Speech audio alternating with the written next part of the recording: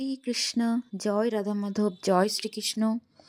নমস্কার সকল দর্শক ও শ্রোতা বন্ধুদের আমার চ্যানেলের পক্ষ থেকে সকলকে স্বাগত জানাই। আশা করছি গোবিন্দের আশীর্বাদে আপনারা সকলেই ভালো আছেন, আমিও বেশ ভালো আছি। সামনেই মাঘী পূর্ণিমা, আর এই মাঘী পূর্ণিমায় এই একটি জিনিস বাড়িতে কিনে আনুন, দেখবেন মা লক্ষ্মী খুবই খুশি হবেন, আর মা লক্ষ্মী কখনোই বাড়ি ছেড়ে চলে যাবে না। ধর্মাবলম্বীদের কাছে মাঘ পূর্ণিমার ধর্মীয় এবং আধ্যাত্মিক তাৎপর্য রয়েছে। এটি একটি পূর্ণিমার দিন যখন মানুষ ভগবান বিষ্ণু এবং চন্দ্রদেবতার পূজা করেন। মাঘ পূর্ণিমা মাঘ মাসের পূর্ণিমা তিথিতে পালিত হয় বলেই এটিকে মাঘ পূর্ণিমা বা মাঘী পূর্ণিমা নামে পরিচিত। মাঘ পূর্ণিমা তিথির আলাদা মাহাত্ম্য রয়েছে। এই দিনে বহু শুভ কাজ করা হয়। এই পূর্ণিমা তিথিতে বিশেষ ব্রহ্ম মুহূর্তে শ্রী বিষ্ণু নাম জপ করতে করতে অনেকে গঙ্গা স্নান করে, আর গঙ্গা স্নানের পরই দান ধ্যান করে থাকে। এই পূর্ণিমা তিথি অত্যন্ত শুভ বলে মনে করা হয়। 2025 সালে মাঘ পূর্ণিমা তিথি 11 ফেব্রুয়ারি শুরু হচ্ছে, তাই শাস্ত্রমতে বলা হচ্ছে উদয়া তিথি অনুসারে মাঘ পূর্ণিমা 12 ফেব্রুয়ারি পালিত হবে। 11 ফেব্রুয়ারি 2025 অর্থাৎ মঙ্গলবার, সেদিন সন্ধ্যা 6:55 থেকে তিথি শুরু হচ্ছে, আর তিথি শেষ হচ্ছে 12 ফেব্রুয়ারি 2025 অর্থাৎ বুধবার, সেই দিন সন্ধ্যা 7:22 তিথি শেষ হবে।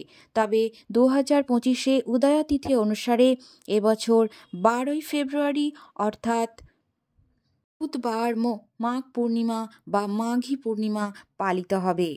ক্যালেন্ডার অনুসারে মাঘ মাস হলো জানুয়ারি বা ফেব্রুয়ারি মাস এরকমই পড়ে। এই সময়ে এই পূর্ণিমাকেই মাঘী পূর্ণিমা বলা হয়। হিন্দু শাস্ত্রে এই পূর্ণিমার এক অনন্য তাৎপর্য রয়েছে।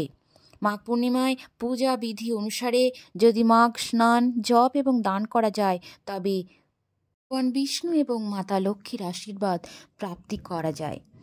পৌষ পূর্ণিমা থেকে শুরু করে মাঘ পূর্ণিমা পর্যন্ত বিশেষ স্নানের মাঝে ভক্তরা যে কোনো সময় স্নান করতে পারেন। ভক্তরা যদি ত্রিবেণী সঙ্গম স্নান করতে ইচ্ছুক হন, তাহলে শেষ দিনটি এই মাঘী পূর্ণিমা বা মাঘ পূর্ণিমায় এই দিনে স্নান করুন। তীর্থরাজ প্রয়াগের পবিত্র স্নানে কল্পবাসের পর এটি অনুষ্ঠিত হয়। সনাতন ধর্মে বিশ্বাস করা হয় যে মাঘ মাসে বিশেষ স্নান করলে ভগবান মাধব অর্থাৎ আমাদের গোবিন্দ শ্রীকৃষ্ণ সুখ, সৌভাগ্য, সন্তান এবং মোক্ষ লাভ করেন। মাঘী পূর্ণিমায় সন্ধ্যার সময় এই পবিত্র জলে স্নান করাকেই শাস্ত্র অনুসারে অত্যন্ত শুভ বলে মনে করা হয়। তাছাড়া এটাও বলা হয় যে স্নানের পরে যদি দরিদ্রদের দান করতে পারেন তাহলে অত্যন্ত শুভ, এবং বর্তমান এবং অতীতের যত পাপ, সব পাপ ধুয়ে মুছে যায়। পূর্ণিমার দিনে ভক্তরা ভগবান বিষ্ণু এবং ভগবানের হনুমানের পূজা করে আশীর্বাদ প্রার্থনা করতে পারেন। তাছাড়াও পাশাপাশি ভগবান ভোলানাথেরও প্রার্থনা করে তার কাছ থেকেও আশীর্বাদ প্রার্থনা করতে পারেন। বিশ্বাস করা হয় যে যারা এই দেবতাদের পূজা করেন তারা তাদের মনের ইচ্ছা পূর্ণ করতে পারেন।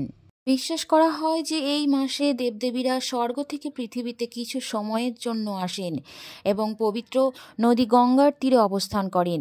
গঙ্গার কাছে এই মাসে আয়োজিত মাঘ মেলা অর্থাৎ কুম্ভ মেলায় দেব দেশীদের লক্ষ লক্ষ ভক্তরা আসেন। শুধু তাই নয়, পৌরাণিক কাহিনী অনুসারে মাঘ পূর্ণিমাকে বিভিন্ন আধ্যাত্মিক এবং ধর্মীয় অনুষ্ঠানের জন্য একটি পবিত্র দিন হিসাবে বিবেচনা করা হয়।